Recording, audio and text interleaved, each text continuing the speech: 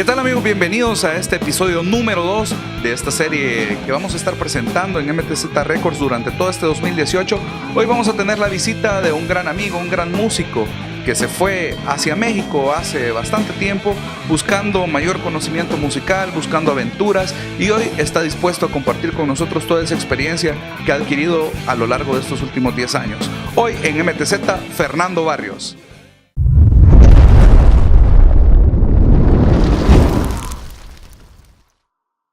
¿Qué onda, Fernando? Bienvenido. Un placer tenerte nuevamente por tierras salvadoreñas. ¿Cuánto tiempo de estar fuera? Pues gracias, igualmente verte, mi brother, ya un rato. Tenemos, 10 años que me fui.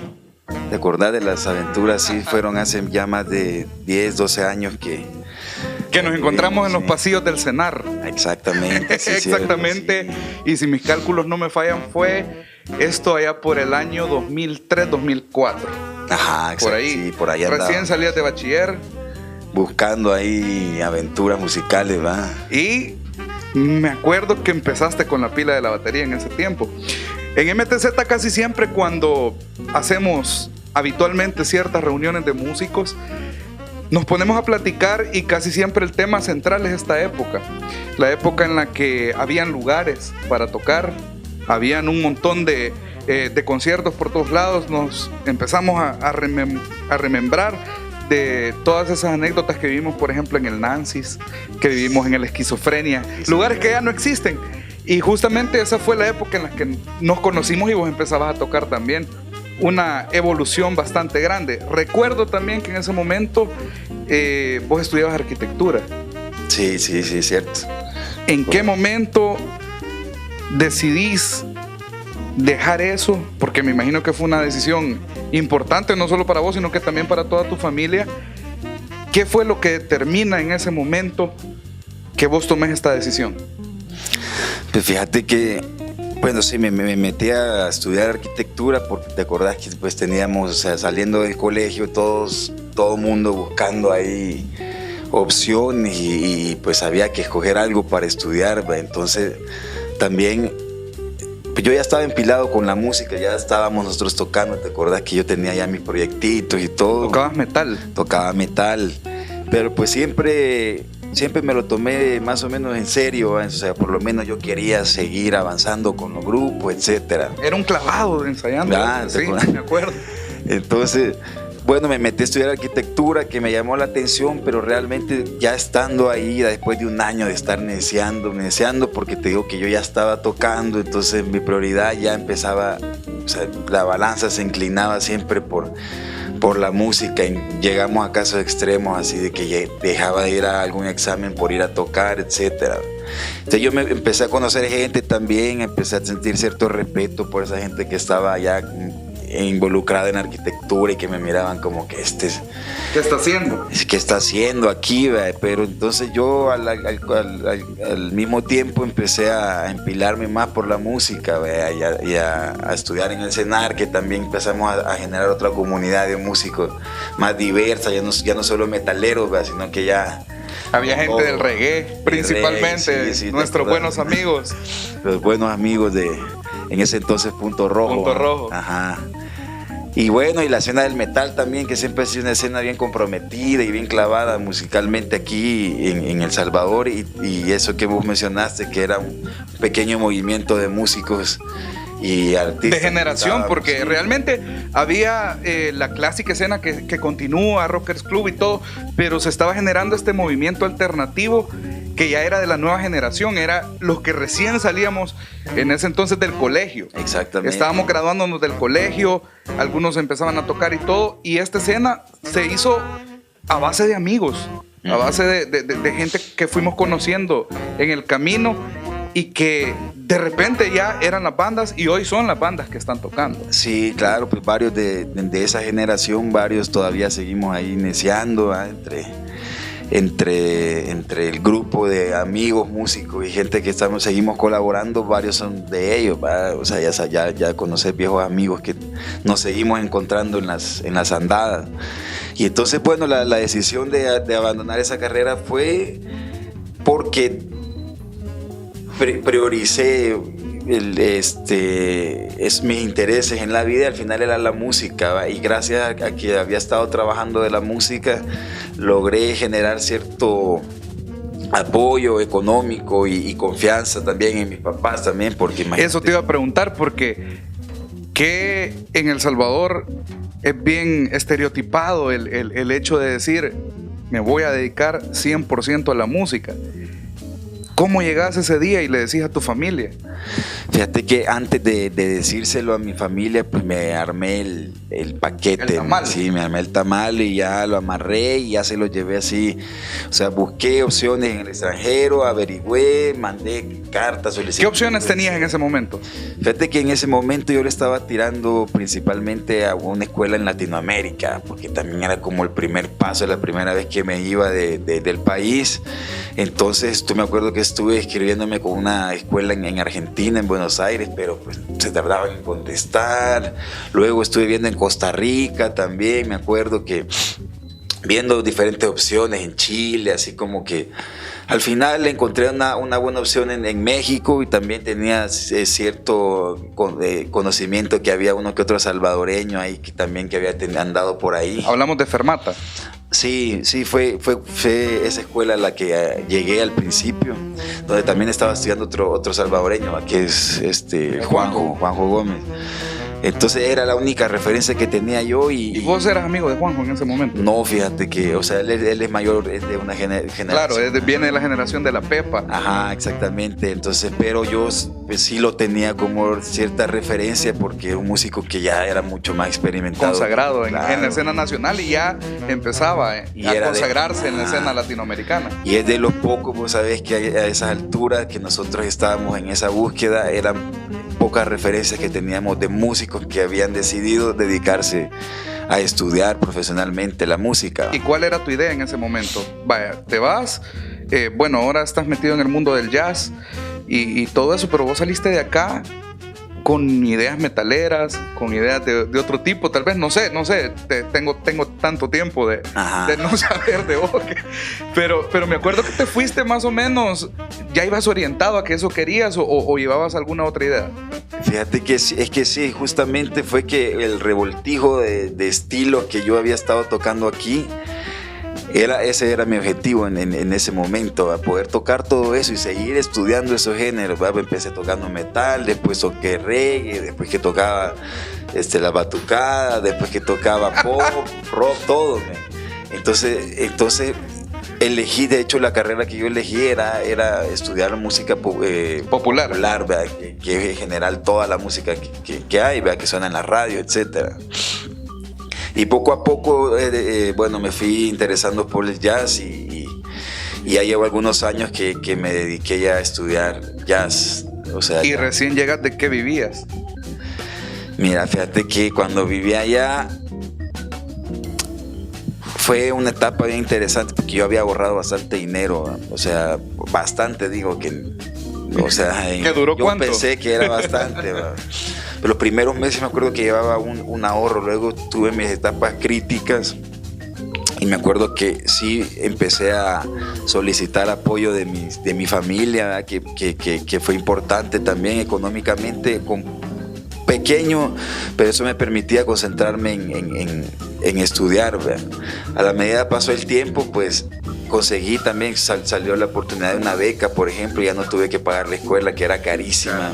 Bien cara. Carísima, sí. Entonces salió la oportunidad de esa beca, pude seguir con los estudios ahí por un tiempo, y ahí le buscaba. Me acuerdo que también yo trabajaba de malabarista.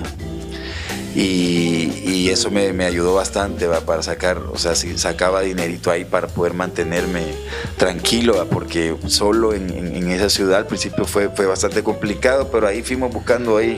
Fíjate que considero esto bien importante, porque aquí en MTZ se apoya mucho al talento local y todo, y es bien común escuchar a los músicos que tienen ese sueño de irse y que tal vez piensan que irse a México o irse a un país con mayor industria musical va a ser fácil, voy, llego y ya soy quien soy. La verdad que allá en todos esos países hay una competencia bastante extrema, en la que todos están queriendo rascar algo. ¿Cómo llega? ¿En qué nivel te consideraste vos al llegar y ver a toda esa cantidad de gente? Fíjate que fue interesante también porque, como te digo, era una escuela, me di cuenta, no me había percatado yo que era una escuela realmente muy, de cierta manera, elitista, muy cara. Y entonces yo llegué con todos los poderes, iba yo a estudiar música y decidido a quedarme ahí. Entonces me di cuenta que yo tenía algo diferente, que era que a mí me había costado quizá un poco más. Entonces de esa manera yo me lograba diferenciar, porque decía, todo lo que estoy yo...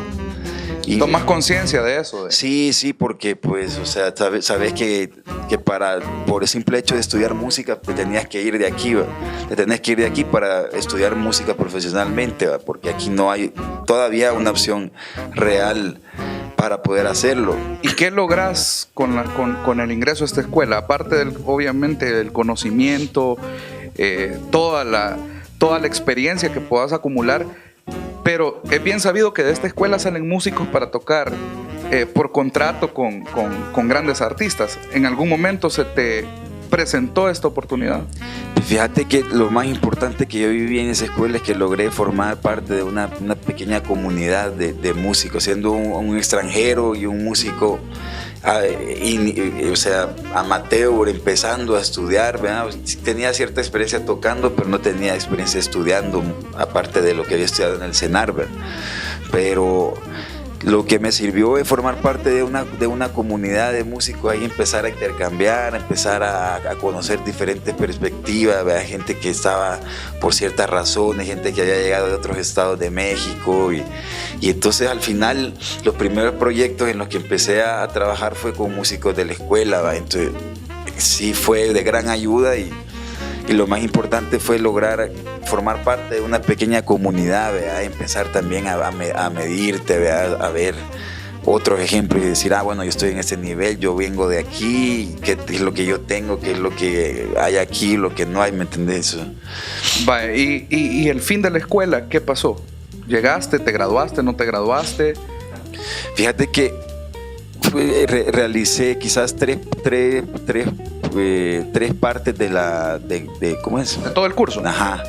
Sí, al final tuve un encuentro también un poco extraño con que generalmente esa eso pasa también. Sí. O sea, yo en lo personal, poca gente que se va y todo culmina el curso, no por incapacidad sino que el camino te va llevando hacia otro destino, ¿verdad? Sí, es un proceso también de búsqueda principalmente. ¿Y ¿verdad? qué encontraste en esa búsqueda?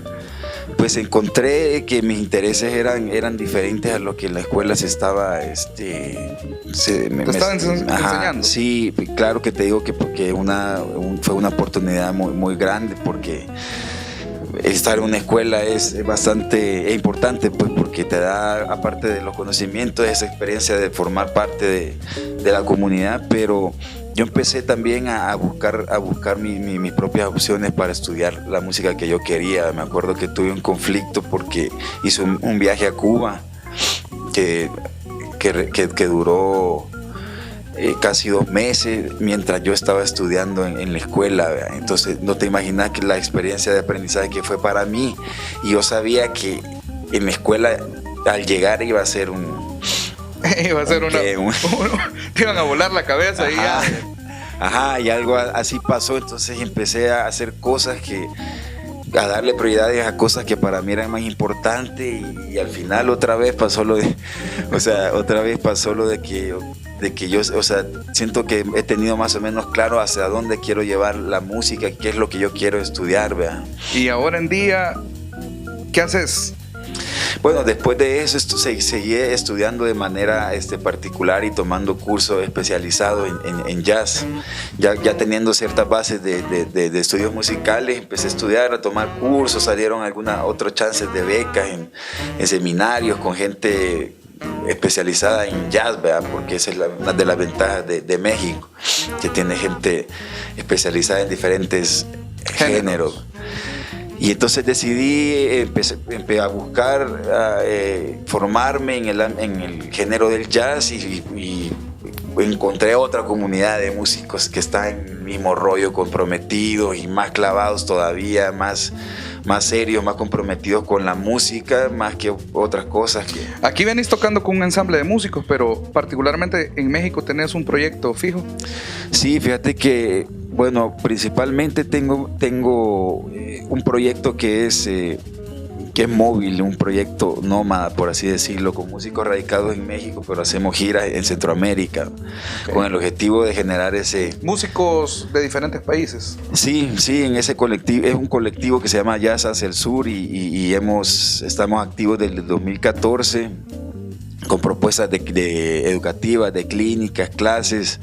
De hecho, MTZ ha sido casi que nuestra casa aquí en El Salvador, en San Salvador. Aquí hemos realizado clínicas, jam sessions, conciertos, etcétera. Y bueno, en ese colectivo han participado músicos mexicanos, panameños, centroamericanos también, salvadoreños que colaboran, amigos salvadoreños que están colaborando. Ahora están dando clínicas acá en MTZ, Sí. en este viaje. Estamos en enero 2018, por si ustedes están viendo esto, y danos la información para que, por si alguien más se quiere apuntar a venir a estos cursos.